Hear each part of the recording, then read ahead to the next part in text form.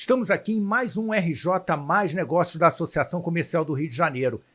E hoje nós vamos conversar sobre a FAB, sobre a aeronáutica no Brasil. E estamos aqui com o Brigadeiro Rodrigo, que é o comandante do 3º Comar, representando o Brigadeiro Marcelo Damasceno, o comandante da aeronáutica. Brigadeiro, muito bem-vindo. E a gente quer ouvir, para começo de conversa, a sua história, e depois a gente quer ouvir um pouco de Santos Dumont, porque dia 20, aniversário de Santos Dumont, um cara ultra inovador, e eu não consigo ter dimensão das florestas que ele desbravou quando ele falou, não, nós vamos voar, e com os próprios pares, né? Então começa contando um pouquinho da sua história. Bom, primeiro eu gostaria de agradecer a oportunidade. Uma das principais atribuições do 3º Comar é representar o comandante da aeronáutica, como eu estou fazendo aqui agora, representar a Força Aérea Brasileira e fazer essas relações institucionais. Então, ter a oportunidade de apresentar um pouquinho da Força Aérea, conversar um pouco, né, sobre Santos Dumont, que faz o aniversário de 151 anos nesse dia 20, e também aproveitar, né, toda a inspiração que nós temos nesse nosso patrono para falar de inovação na Força Aérea, falar dos projetos atuais, falar de como é o ingresso, né, para os jovens que querem participar dessa força vibrante que é a Força Aérea, é motivo de muito prazer. Então eu agradeço a oportunidade de estar aqui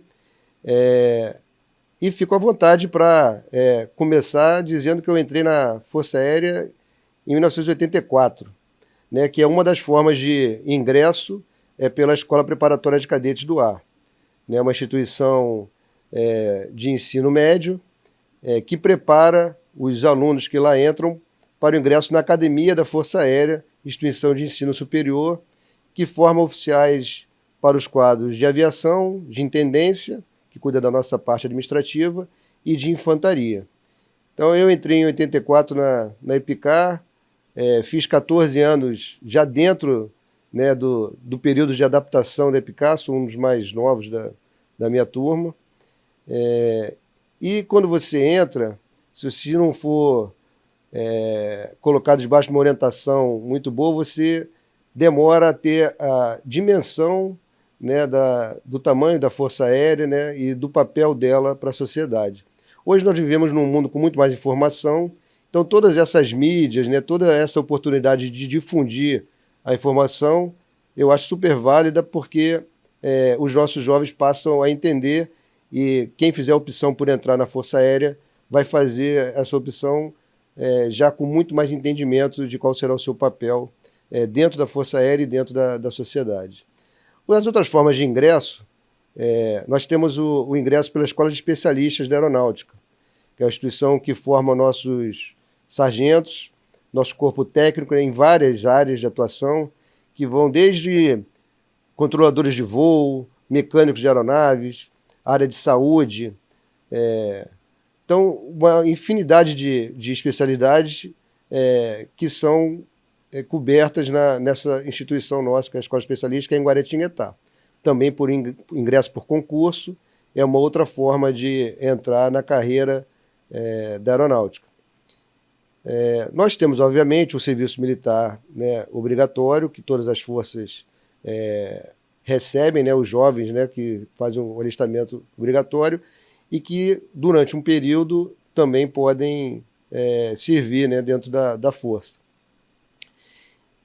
E agora, para falar de inovação, né, nós temos uma instituição também muito importante, que é o nosso Instituto Tecnológico da Aeronáutica, né, que forma engenheiros, né, tanto para a carreira militar, como se formam no ITA também jovens que optam por saírem sem serem do quadro da aeronáutica, ou seja, se formam e vão para a sociedade, né, para outros empregos, e que foi criado também por um outro personagem importantíssimo da nossa força, em que esse ano também comemoramos 120 anos do nascimento dele, que é o Marechal Casimiro Montenegro, que foi o precursor do nosso Instituto Tecnológico da Aeronáutica, e que foi responsável pela fundação dessa nossa escola em 1950.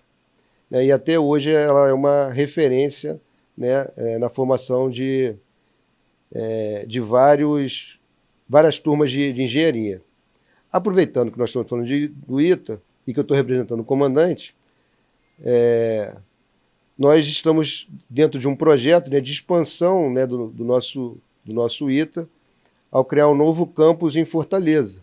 Então, não sei se o senhor sabe, nós estamos com um projeto, né, de aproveitar as instalações da base aérea de Fortaleza para a criação de um outro campus do nosso Instituto Tecnológico da Aeronáutica, um projeto que vai abrir outras especializações de engenharia, né, ou seja, não são as mesmas graduações que hoje são feitas no ITA, e já tem toda uma programação, né, para que as primeiras turmas comecem em breve. Nós estamos, né, já com recursos do governo federal para ajudar a Força Aérea nesse grande projeto, nesse grande desafio de criar uma outra escola lá em Fortaleza, que, se Deus quiser, crie um outro polo de desenvolvimento, como foi o ITA lá em São José dos Campos, né? Hoje, quando, né, nós falamos sobre a indústria aeronáutica, né, sobre o polo aeronáutico, o nosso principal cluster, né, de empresas desse ramo é em São José dos Campos, e tudo começou justamente com a criação do Instituto Tecnológico da Aeronáutica. O Casimiro, né, o Marechal Casimiro Montenegro falava, né, se nós queremos, né, ter uma indústria, primeiro temos que começar pelos engenheiros. E ele foi, na época, aos Estados Unidos, entender como é que funcionava o MIT. Os precursores, né, do ITA foram professores do MIT, e nós criamos um instituto de excelência que é reconhecido no mundo todo. Nossa engenharia é reconhecida, né, e a origem, né, dessa grande ideia, né, dessa grande inovação do Marechal Casimiro à época, deu frutos que hoje orgulham, né, o Brasil de termos a terceira indústria aeronáutica do mundo, né, originária da Força Aérea. Eu não tinha essa noção que nós éramos a terceira indústria. Isso, a Embraer é a terceira indústria, só perde para as duas principais, né, que fazem aviões maiores, que são a Boeing e a Airbus. Então a Embraer é a terceira indústria fabricante de aviões. Tudo começou com o Instituto Tecnológico da Aeronáutica. Ela derivou da Força Aérea. Isso mostra a importância de você ter uma ação de Estado, porque não é do dia para a noite que você nasce ou aparece grande. Você precisa preparar, e lá na frente você, sim, houve muita transpiração, e aí sim você tem uma indústria como é realmente uma referência, a Embraer, né? Por isso que a Força Aérea sempre, quando ela avalia, né, e planeja seus projetos estratégicos, ela sempre atribui um peso muito grande na capacitação do Brasil, na inovação e em manter-se sempre à vanguarda do setor aeronáutico. Então, os nossos projetos, eles buscam conciliar, atender às necessidades operacionais da Força com a capacitação, né, não só da indústria, mas como do país como um todo, para que sustentem, né, esse desenvolvimento no setor aeronáutico. Eu falo não só da indústria porque toda a manutenção, né, do setor aeronáutico, ela também exige uma capacitação e demanda que sustente essas empresas, né? A Força Aérea sozinha não consegue gerar demanda suficiente para justificar um parque industrial, né, não só de fabricação, mas também de componentes, suprimentos, de toda a cadeia logística, que seja à altura do que o Brasil precisa, do que o Brasil pode ter. Mas vamos dizer assim, as iniciativas da Força Aérea fazem com que gerem a demanda inicial que precisam ser realimentadas para que essa indústria se sustente. E é isso que a Força Aérea procura fazer, né? Então, nós temos hoje, os 2 projetos estratégicos principais da Força Aérea, nós temos essa preocupação, né? O projeto do KC-390, né, que já está implantado, foi desenvolvido com suporte, né, da Força Aérea, e hoje, né, já está pronto, né, está sendo negociado. Vários países, inclusive, né, da Europa, né, que atendem a requisitos rigorosíssimos, estão optando, né, pela aquisição do 390. Ele é fruto de todo esse trabalho que foi desenvolvido durante muito tempo de capacitação. Vários projetos, né, que foram capacitando a nossa indústria, que foram desenvolvendo competências e que hoje fizeram com que o maior avião militar fabricado no Hemisfério Sul fosse brasileiro. E o nosso projeto Gripen, né, que para muitos pode não entender como se encaixa nisso, ele atendeu não só às necessidades operacionais definidas pela Força Aérea, mas ele também era o projeto que continha a maior quantidade de transferência de tecnologia para o Brasil. Então, por isso que ele é um projeto que ele atende o que nós precisamos hoje, mas ele também prepara, mais uma vez, um novo salto, né, de capacitação para que, em médio prazo e longo prazo, nós tenhamos mais condições de fazer projetos mais audaciosos e, mais uma vez, tentarmos inovar com produtos de maior valor agregado do que apenas exportação de commodities. É muito interessante, porque o senhor já abriu um leque de oportunidades de negócios, e aqui a missão do RJ+, da Associação Comercial, desse centro de negócios nosso, é exatamente vislumbrar as oportunidades de negócio, né? Então, essa indústria, quanto mais ela crescer, mais oportunidades de negócios ela acaba gerando nesse entorno. Então, a gente espera que a indústria aeronáutica tenha um avanço bastante grande. E se a gente olhar para a parte de helicópteros, né, temos uma quantidade absurda em São Paulo de helicópteros, absurda no bom sentido, né? Uhum. Uma cidade pujante e tudo mais, com toda a questão de dificuldade de mobilidade, e essa história toda começou lá atrás, né? Sabe, Brigadeiro, eu fico imaginando Santos Dumont à noite, às vezes conversando com amigos e falando assim, não, nós vamos inventar uma forma de voar. Porra. Alberto, você bebeu já demais, passou da conta, como voar, poxa? E quanto inovador e mente bastante focada ele foi para conseguir fazer esse processo de inovação. Conta um pouquinho para a gente como que deve ter sido esse momento, esses primeiros momentos. O Alberto Santos Dumont, nosso marechal, patrono da aeronáutica, ele é uma inspiração constante, né? E para nós é muito gostoso falar porque o 3º Comando Aéreo Regional, ele é sediado no Complexo Santos Dumont, né? Ou seja, nosso aeroporto ali, né, honra, né, o nome do nosso patrono, e o nosso Complexo Santos Dumont faz com que a gente nunca esqueça, né, das referências que ele nos passou. Repare que a inovação do nosso marechal, ela não se deu num salto, né? Ele não saiu direto para criar o mais pesado do que o ar, né? Ele foi aprimorando o que já acontecia e foi se desafiando gradativamente.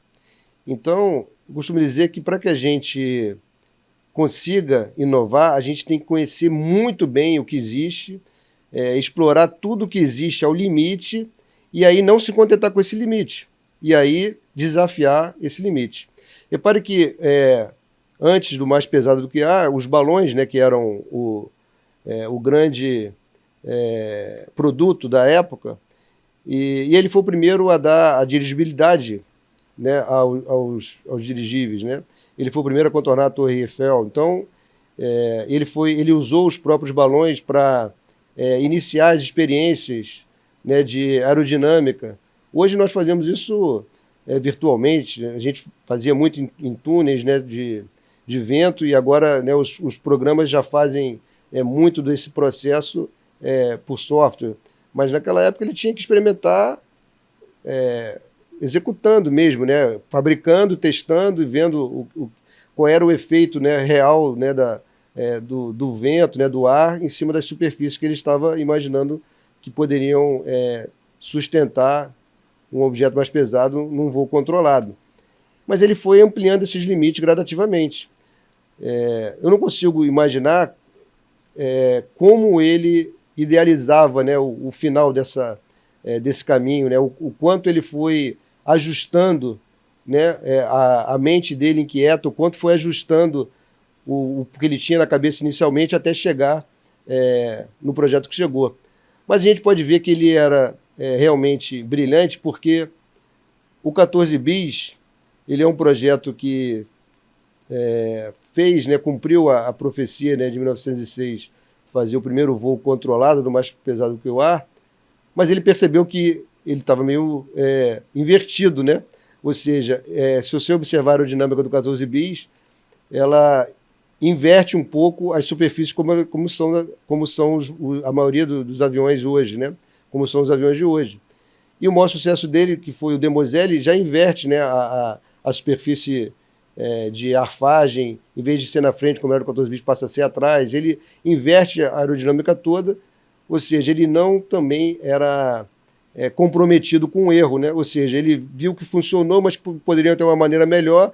Ele mesmo, não precisou ninguém orientá-lo, ele mesmo se corrigia e refazia completamente o modelo mental que estava na cabeça dele.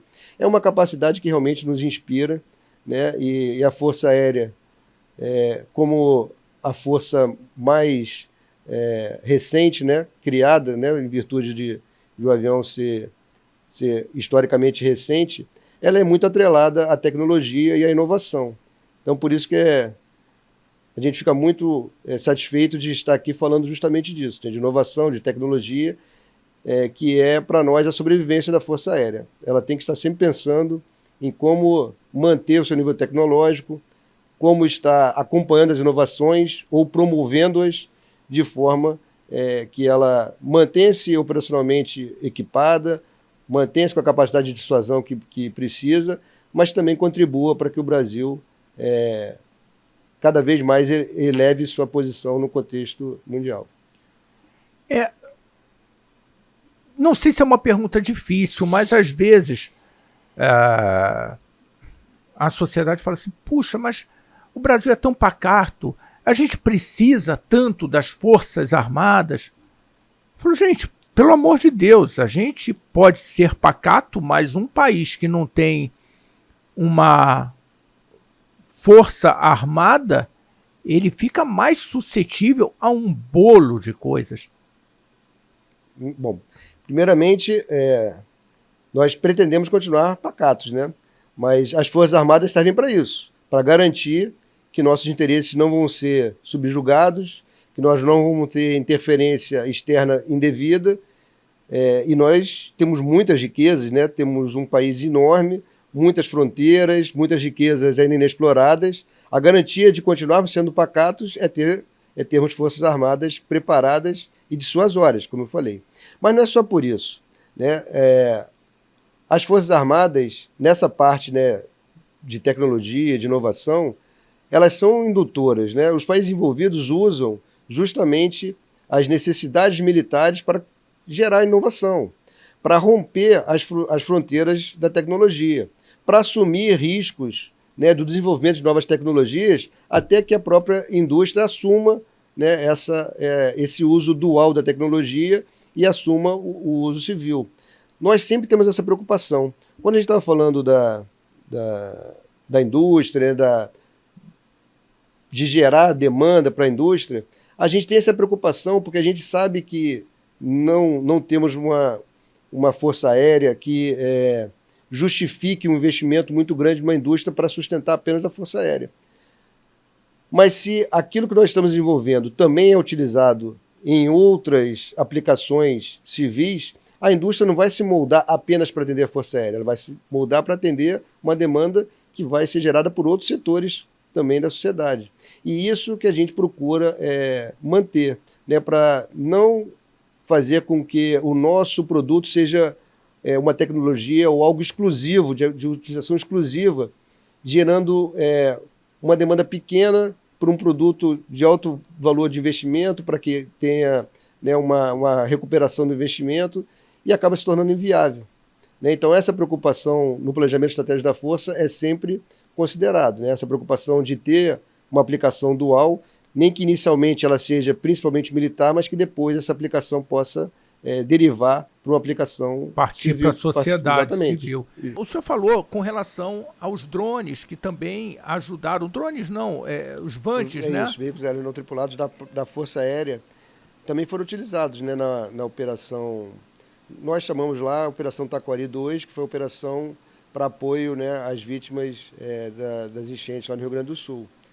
Então, como eu disse, é uma tecnologia também utilizada no mundo todo, utilizada também pelo meio civil, mas que num ambiente como esse foi fundamental para poder fazer o acompanhamento do que estava acontecendo, né, o direcionamento dos esforços, as tomadas de decisão, né, em função do que estava sendo monitorado e acompanhado, muito mais eficiente nesse ambiente para fazer essa atividade do que uma aeronave, do que um helicóptero. Um custo menor. Um custo menor.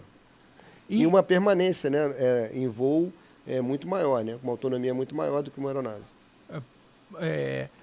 Sabe uma outra coisa que eu acho bastante interessante, e gostaria que o senhor me dissesse, a operação dos aeroportos aqui é feita pela operação, o controle do espaço aéreo e tudo, pela aeronáutica, não é isso? Ali no Complexo Santos Dumont, né, junto com o 3º Comando Aéreo Regional, nós temos o Departamento de Controle do Espaço Aéreo. É o nosso grande comando, o órgão de direção setorial, que é o responsável por todo o controle do espaço aéreo no Brasil. Então, ele que executa muitas vezes, mas em última análise, ele supervisiona todo o controle do espaço aéreo realizado no Brasil. O nosso sistema, ele é um modelo para o mundo, né?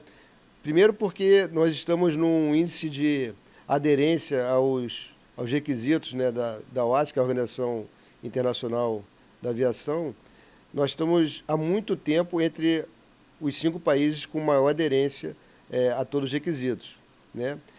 E nenhum desses países que disputam com o Brasil, né, a regularidade, né, dos requisitos tem o tamanho do Brasil. Então, um país do tamanho do Brasil está entre os 5 mais aderentes às regulamentações é realmente um motivo de muita satisfação. Mas, além disso, não é só pelos resultados, né, é pelo modelo mesmo, né?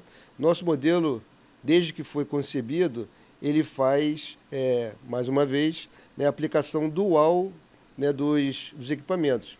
Os mesmos equipamentos que fazem o controle do tráfego aéreo, ou seja, que tem aplicação civil, que é o que controla todas as aeronaves, né, que nós viajamos, são os equipamentos que também fazem a defesa do nosso espaço aéreo. Então, por isso que nós temos os centros integrados de defesa aérea e controle do tráfego aéreo. Não são exatamente os mesmos controladores, mas é a mesma infraestrutura que propicia tanto a separação e o controle, né, das aeronaves civis, quanto o controle das aeronaves que precisam ser monitoradas, interceptadas, né, ou qualquer medida de policiamento do espaço aéreo que seja necessária pelos nossos centros também. E o controle é feito pela aeronáutica, não é um controle separado, inclusive das aeronaves. Não, o sistema todo é da aeronáutica, mas nós não temos 100% dos controladores sendo militares. Nós temos torres em que são civis que fazem, mas tudo dentro de um sistema que é responsabilidade da aeronáutica. Então, nós temos civis, nós temos controladores civis que fazem parte do sistema. Dentro do quadro da aeronáutica? Não, nós temos alguns aeroportos, algumas torres, alguns órgãos que são assumidos, que não são diretamente da aeronáutica, mas a aeronáutica tem a responsabilidade e supervisiona. E no caso de, por exemplo, qualquer problema, a aeronáutica tem condição vamos dizer assim, reassumir todo o controle de passageiro no Brasil todo. Eu ouvi como uma vantagem competitiva, uma vantagem do Brasil, é que como a aeronáutica fazia esse controle, não sofria com greves e tudo, como acontece em alguns países. Então, exatamente por isso que eu falei. Hoje, o controle não é efetuado 100% por militares da Força Aérea. O sistema é todo da Força Aérea, mas existem controladores que são civis. Mas em todos esses lugares onde há civis controlando, nós temos planos de contingência caso esses civis resolvam fazer greve. Nós temos militares em condição de assumir essa estrutura sem fazer com que o sistema paralise. Com algum tipo de problema, né? Bom, o senhor estava dizendo que, voltando lá a Santos Dumont, que haverá no aniversário, no dia 20, 21, comemorações. Conta um pouco para a gente. Então, nós temos o nosso Museu Aeroespacial, ali no Campo dos Afonso, ele promove, tanto no dia 20, aniversário que é o dia do aniversário do Santos Dumont, como no domingo, no dia 21, um evento de portões abertos, onde todo o público está convidado a conhecer um pouco mais da cultura aeronáutica, conhecer as aeronaves expostas e presenciar várias atividades que vão ocorrer lá. Passagem de aeronaves, paraquedistas, demonstrações de esquadrilhas de voo. Então, vai ser um dia repleto de atividades aéreas e do acervo do museu à disposição, com toda a infraestrutura para passar o dia lá. Quem quiser comemorar o aniversário do Santos Dumont, dentro de um museu que também tem muito material para ser aproveitado por quem puder ir lá.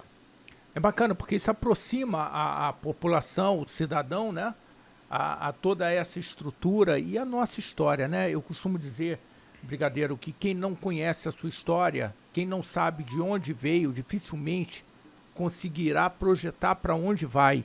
E esse é um gap que nós temos na nossa sociedade, a possibilidade desse compartilhamento. Então, eu já parabenizo essa ação.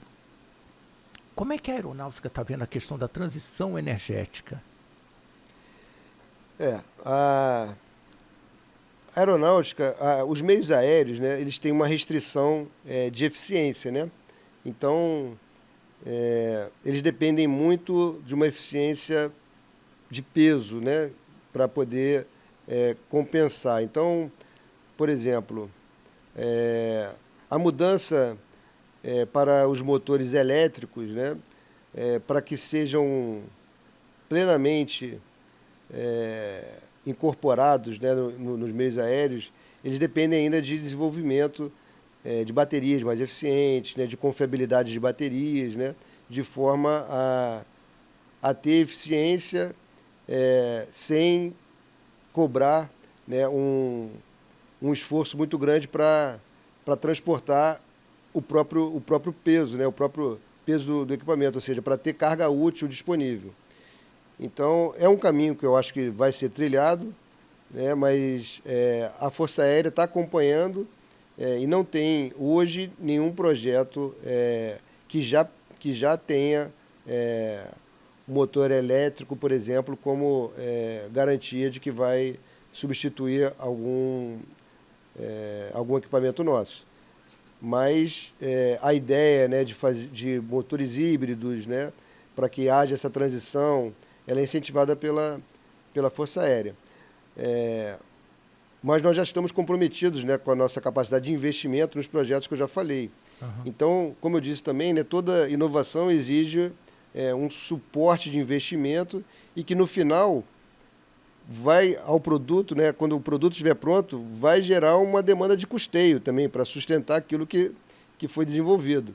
Então, nós já estamos com uma boa parte da nossa capacidade de investimento comprometida, então estamos acompanhando para incorporar essa transição energética, né, junto com os demais segmentos do setor aeronáutico.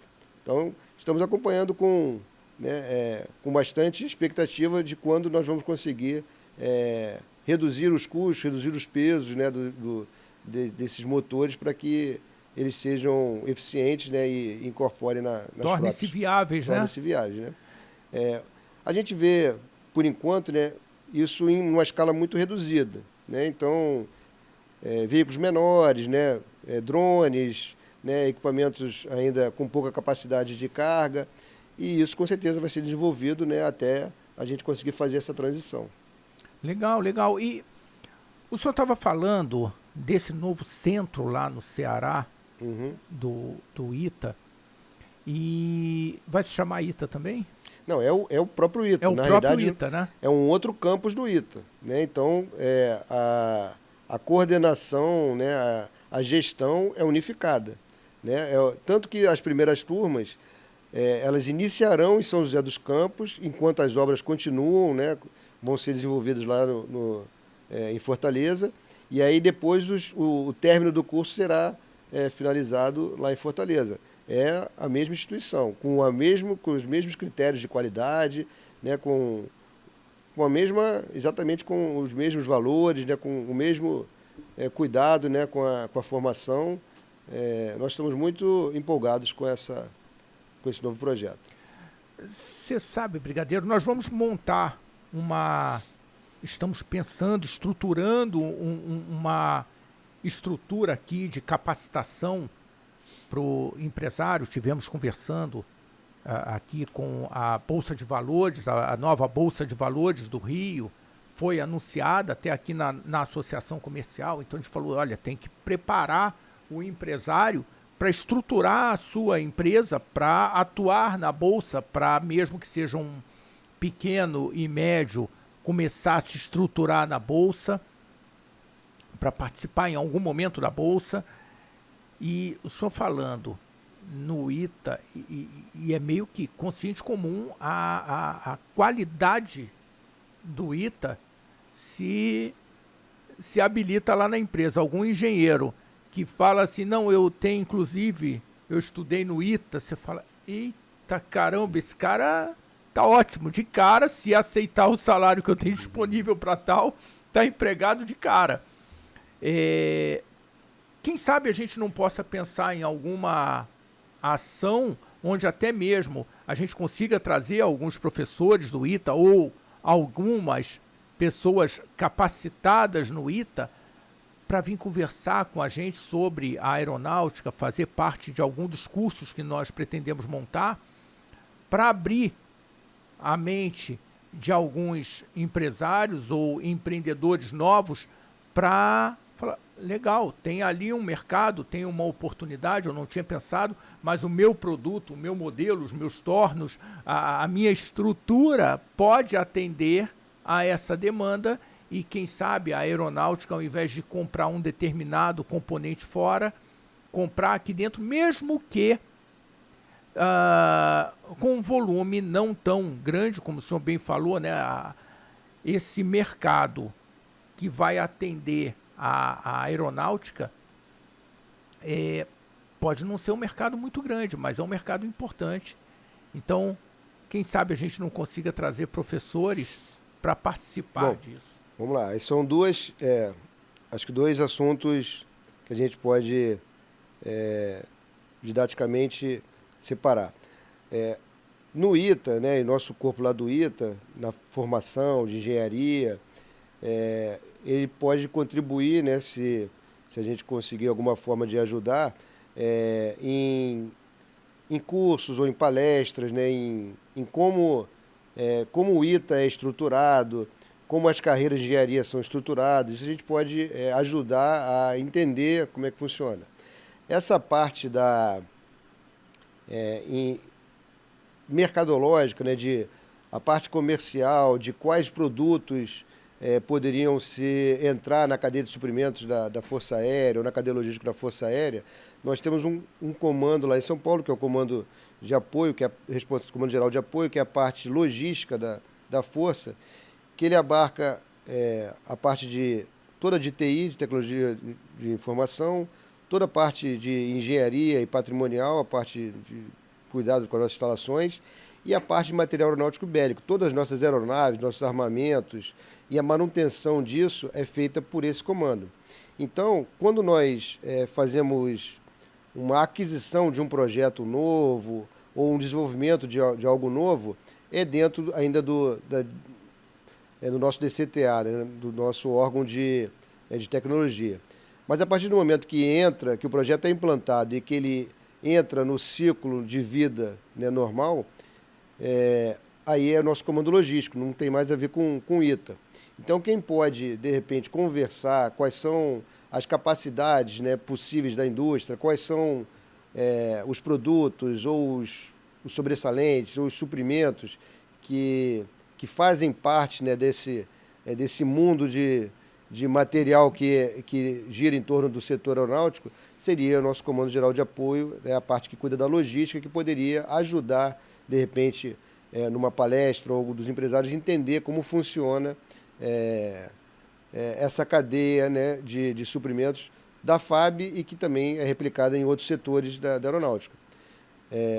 Esse comando e a diretoria que cuida disso ficam lá em São Paulo, e lá, né, as indústrias regularmente conversam, né, com os nossos oficiais de lá para justamente entenderem como a FAB está pretendendo fazer a gestão de cada projeto nosso, né? Então, cada projeto que é incorporado ou que entra numa nova fase, né, de aplicação, uma nova fase do ciclo de vida, como a FAB está imaginando dar suportabilidade para isso, né? E como as indústrias, então, se planejam para poder dar esse suporte, ou se a FAB vai ter que recorrer a de repente, fazer aquisição no exterior, né? Mas o que a gente privilegia, e a legislação também faz isso, é privilegiar a indústria nacional.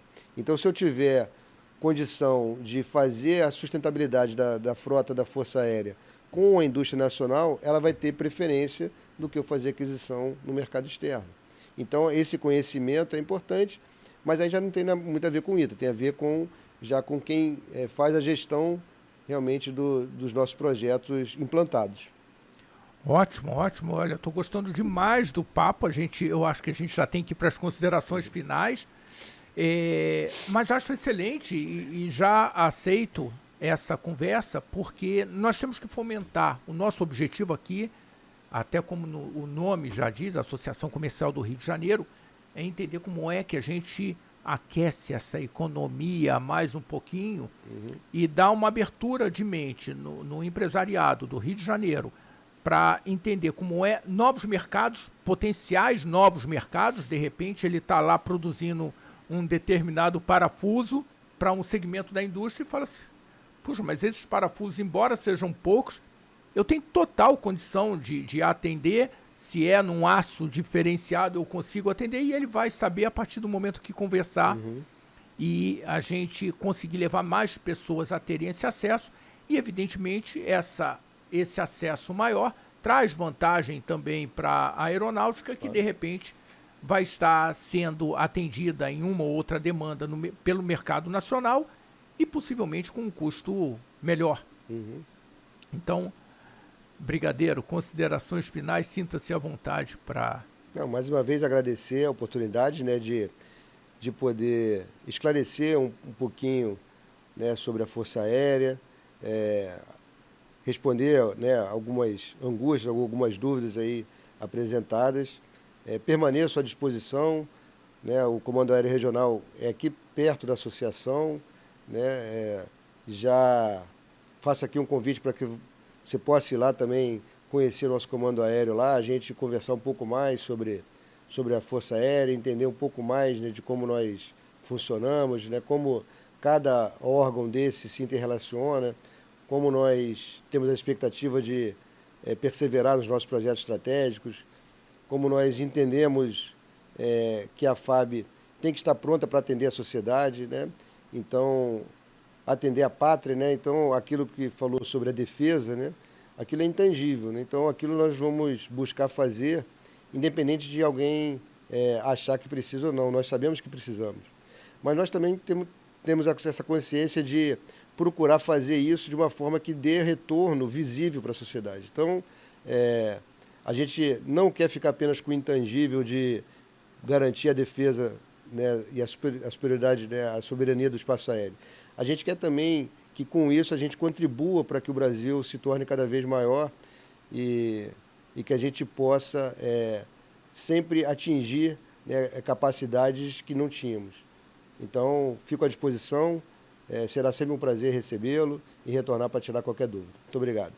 Fantástico, vou passar isso ao Josier também, que é o nosso presidente, por favor, para que possamos fazer essa visita lá. Será um prazer.